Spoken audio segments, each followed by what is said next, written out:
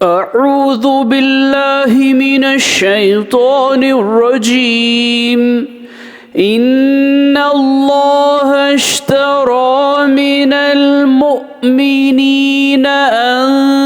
أنفسهم وأموالهم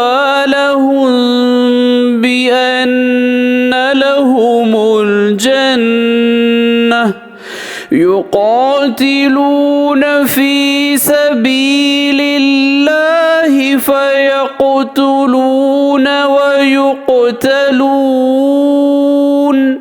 وعدا عليه حقا في التوراة والإنجيل والقرآن ومن أوفى بعهده من الله فاستبشروا ببيعكم الذي بايعتم به وذلك هو الفوز العظيم।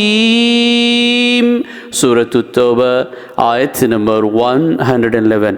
बिलाशुबा अल्लाह ने मुसलमानों से इनकी जानों और इनके मालों को इस कीमत पर ख़रीद लिया है कि इनके लिए जन्नत है। ये लोग अल्लाह की राह में लड़ते हैं तो मारते भी हैं और मारे जाते भी हैं। ये वादा यकीनन अल्लाह के ज़िम्मे है जो तौरात और इंजील और कुरान तीनों किताबों में मज़कूर है।